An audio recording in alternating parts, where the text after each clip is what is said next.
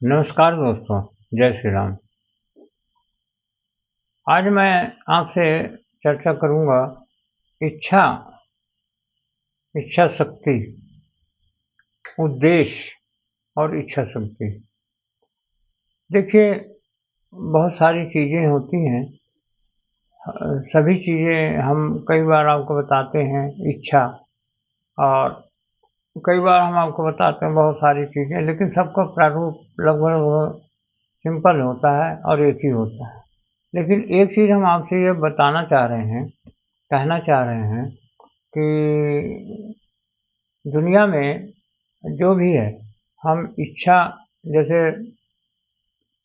हम बोलते हैं कि एको हम ब्रह्मास्मि, ईश्वर एक था और उसने कहा कि मैं अनेक हो जाऊं और ये दुनिया बन गई।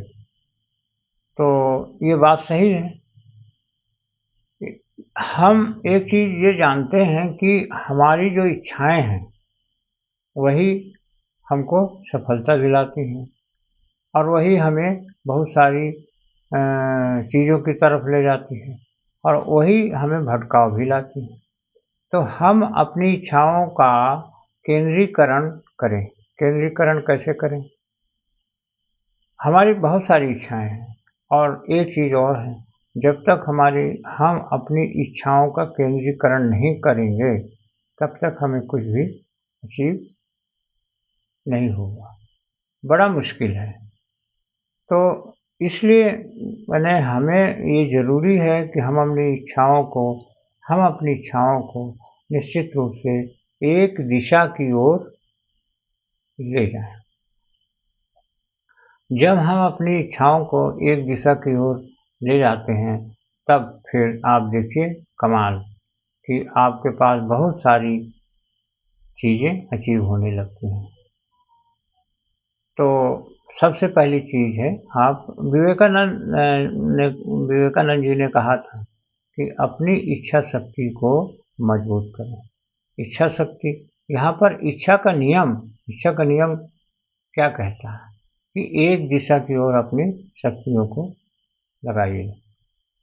अब एक इच्छा, एक उद्देश्य, जब एक इच्छा हो जाएगी तो उद्देश्य भी आपका एक हो जाएगा, और फिर ऐसा हो ही नहीं सकता कि आपका वो उद्देश्य या वो लक्ष्य आपको न प्राप्त हो। जब इच्छा शक्ति आपको और एक साइड हो जाएगी, एक दिशा की ओर चलने लगेगी, तो निश्चित रूप से आपका लक्ष्य आपके पास आ जाएगा।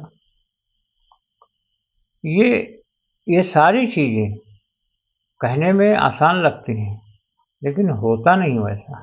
लेकिन उतना कठिन भी नहीं है। कठिन नहीं है इसीलिए ये आसान नहीं लगती, क्योंकि सरल जो होता है वो कठिन होता है। सरलता, किसी भी चीज़ की सरलता जो होती है वो माने बहुत कठिन होता है, और सरल सरल होता है। तो इसलिए आप उसको सरल मत मानिए, उसको आप कठिन भी मत मानिए। कठिन मान लेंगे तो फिर आप प्रयास ही छोड़ देंगे, और सरल मान लेंगे तो प्रयास यानी आप सोचेंगे कि ये तो बहुत सरल है, कभी भी कर लेंगे, ऐसा भी नहीं।